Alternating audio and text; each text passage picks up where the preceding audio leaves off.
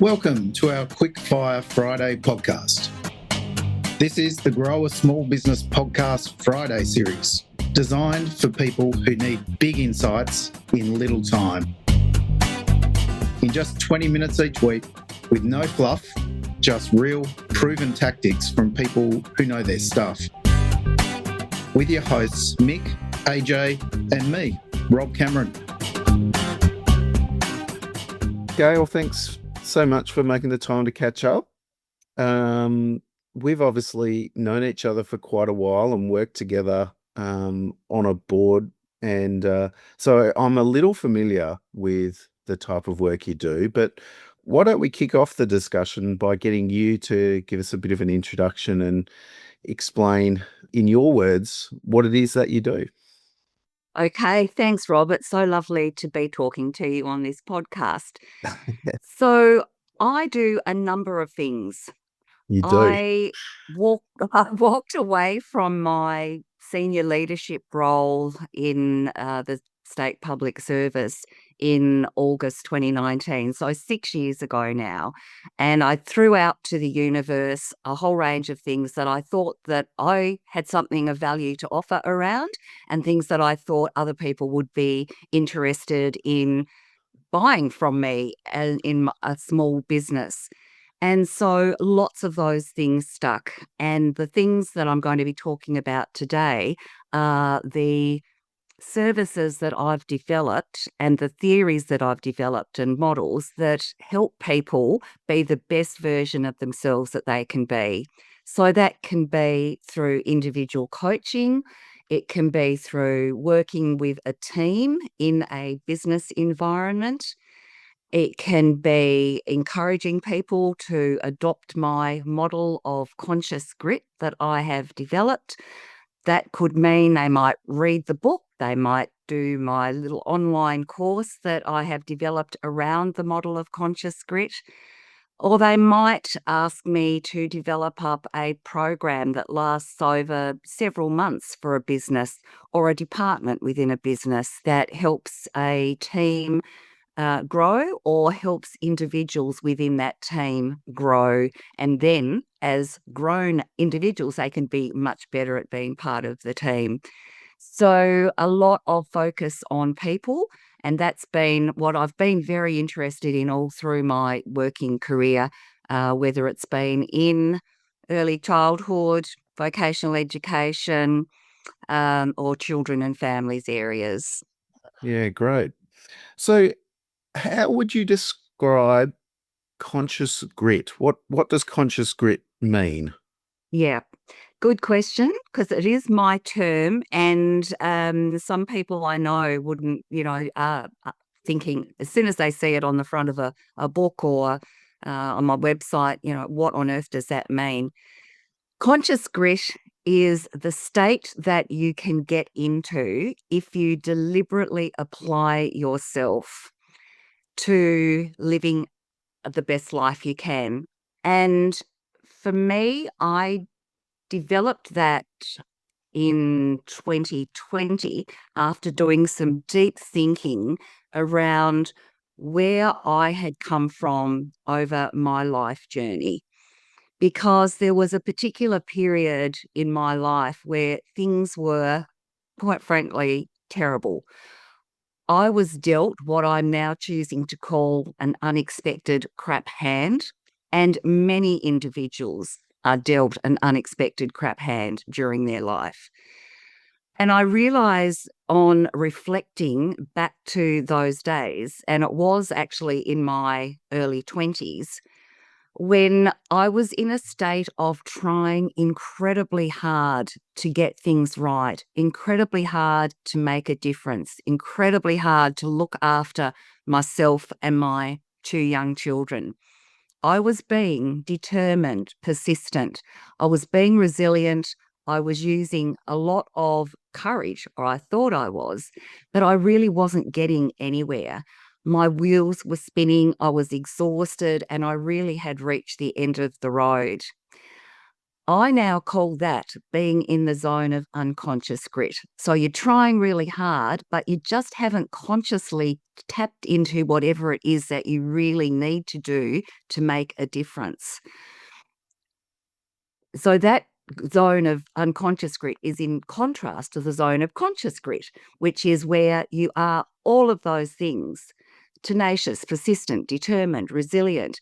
But you actually start to use a lot more courage. You start to be very much aware of your own mindset. You start to find the people around you that are going to be able to help you, instead of what I was doing in hindsight was pushing people away. It's the state of being where you set goals and do some planning and you make things happen, and things do happen. But of course, to get from that zone of unconscious grit to the zone of conscious grit, something has to trigger a move. And I call that the tipping point. And so for me, my tipping point was actually going to a doctor with one of my little children sitting on my knee and going, I'm over it. I just don't know what to do. I am so stuck. And he just looked at me and said, Gail, it is time to go and get a lawyer. And I did. That was all I needed. I just needed that affirmation, that validation, that tiny little bit of advice. I'd known that for so long, but to hear it from a respected GP that I really, did have a lot of time for, and he had helped me a lot, was absolutely the piece of advice I needed to form my tipping point. And so from there, I did move into that zone of conscious grit.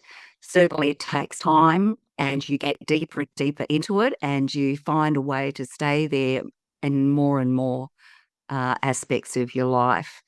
So a long explanation, but I can't talk about conscious grit without talking about unconscious grit and how you get there. Yeah. And I think it's such a relevant point, in that, particularly the small business owners that I work with, we do see them often, it's definitely not a problem with their work ethic or the effort they're putting in. The grit part is there. It's just moving from the unconscious to the conscious and knowing where and how to get some additional help. And I think you described that as the tipping point, which I think is quite accurate in terms of what we see with the clients that we work with. So no, that's great. So tell me a bit about the clients that you do tend to work with, and what is it that brings them to you? So my clients generally find me through referral. So, somebody has worked with me and had a good result, and so they refer somebody else. And I have a very strong network here in Hobart that stretches back, 30 odd years. And I love that. I love that I'm still in contact with people that I've worked with for, for from a long time ago.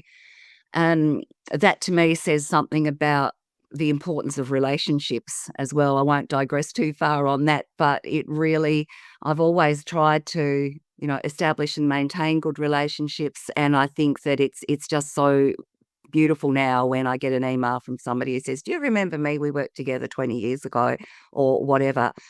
Some of my clients are in a transition stage. They are wondering, what is next for me? Often they are very unhappy in their paid employment and looking to do something new and head in a different direction. And one of the rewarding examples that I can think of was a young woman who was just not getting the promotions that she, I believe, deserved in the organisation that she was working in. She wasn't feeling satisfied with the management style that she was working to. And after quite a bit of coaching around how to manage that, she finally decided that she would take a leap and establish her own small business. And I didn't hear from her again for a few months. And then I got a message from her to say, can we meet and have a coffee? And when we sat down, the immediate thing was she handed me her collateral. She handed me her business cards. She handed me some other collateral that she developed to promote her small business. She now has a small business herself. She has clients. She's happy. She's doing well. She's making a difference. And I think that, that's not an isolated story from the clients that come to me. It is about finding a different way of living their lives. And we seem to be able to unpack what the potential might be and give them the tools that they can then use to go and get going with it. And of course, those tools that I help them identify and utilize to start with are the tools that you need to keep in your toolkit and use ongoing. It's not as if you get into this zone of conscious grit once. You actually have to consciously stay there. Otherwise, you find yourself back in the zone of unconscious grit. Yeah, that's a good point. So tell me a bit about the process that you take clients through when they come and see you. Does it vary a lot, or is it fairly common across all the different clients that come and work with you? Yeah, it's a process that I use that is very much based on connection and listening. And I don't ever charge for that first meeting that we have, because it's a time to explore. It's a time for that person to unpack, get to know me, establish hopefully some kind of trust. Often there are tears because it's an opportunity for them to perhaps unpack and talk about things that they haven't wanted to talk about with other people. If they've got a small business currently, I mean, as a small business owner myself, I like to pride myself on the business doing well. I can't imagine what it's like to have to go and talk to somebody about, I've got these major problems in my business. So, I've got the tissues, I've got the chocolate, I've got the coffee, I've got the wine, whatever it is that is required. We just talk. And then I go away having listened and proposed, perhaps I do use some specific tools. And the one that I often talk about with my people who are particularly in that small business space is the I4 Neuroleader model, because this is a model that is based on neuroscience, and it helps them understand themselves and the areas that they might need to hone into to develop sort of that depth of resilience that is needed. But it also helps them understand where other people are seeing their strengths and their challenges. So that in itself can be quite a confronting thing to go through, to ask other people to give their opinions through a survey on how you're doing. But the way that this particular assessment is structured, I feel that it's quite gentle, and I feel that it's opens lots of doors and lots of rabbit holes for future conversations. So I do show them in that initial conversation the report, a sample report, and some of the competency areas, and just judge for myself whether or not this is something that is going to be of use to them, because not everybody likes to go down that kind of path, and certainly not initially. So after that first meeting, I go away and I put some pen to paper, and then I go back to them with an email that says, this is my understanding of your needs, and this is how I would recommend. And it's usually a schedule over a period of time I'm not a big fan of people going to a 1-day session or a 3-hour workshop or having one coaching session, because I think that development needs to be deep and it needs to go over a period of time. And during the time span of the program that we agree on, we can shift it, we can tweak it according to what's happening along the way. But it needs to be over a period of time. So then they usually come back to me and 99% of the time is, yep, let's do this. You've nailed it. Let's start. And so then we start. And that process will be, usually the process of the development time that we have together will include things like one-to-one sessions. It will be things like some activities that I determine would be of use after a coaching session, and I send them out as a bit of homework. Again, it's that keeping that thinking going, keeping the connection going to what we're talking about. It might be getting started with the I4 Neuroleader Model 360-degree assessment or not.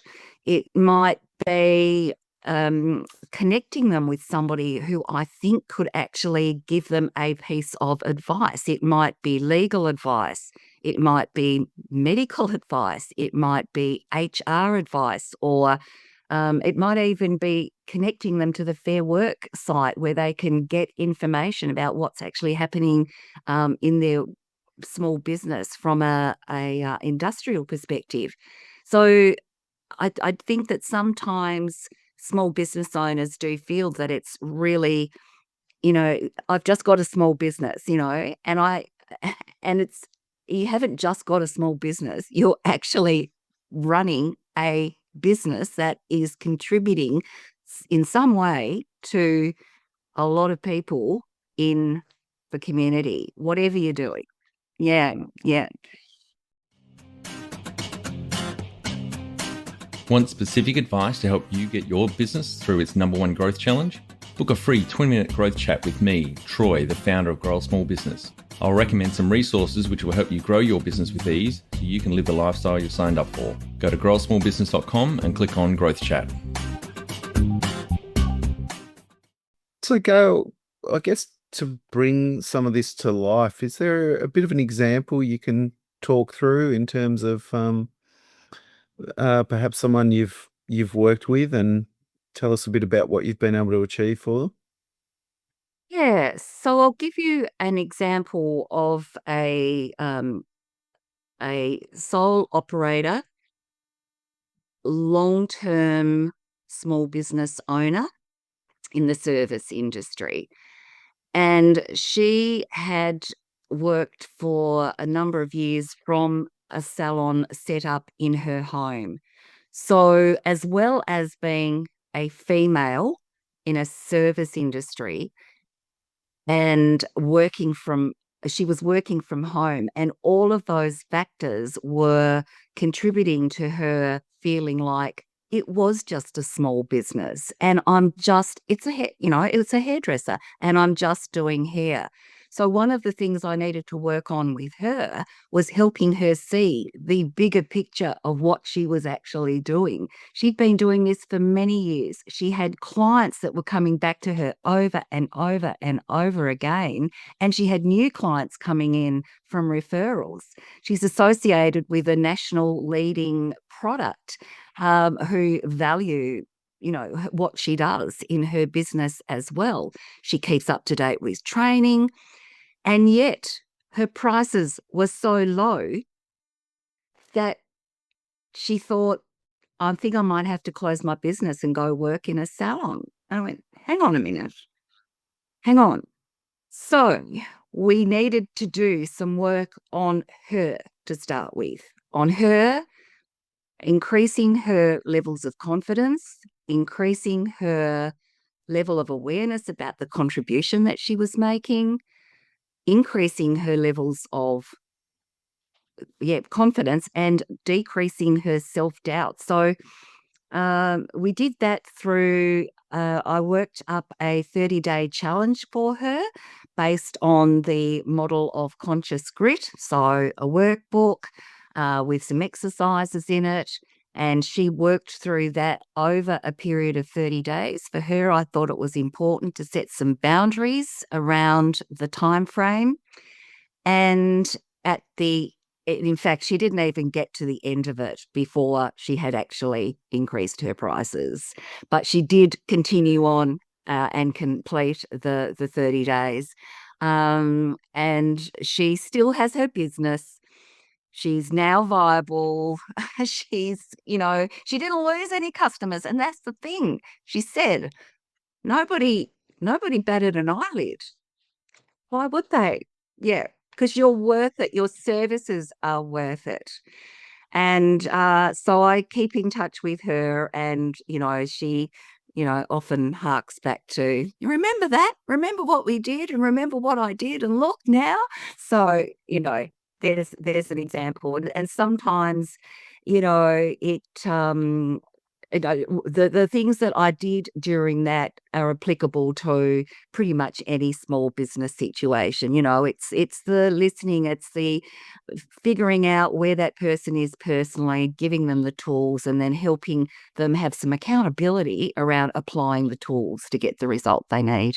Yeah, some really good coaching techniques there. And, it's so interesting to hear you talk about that in the context of raising prices.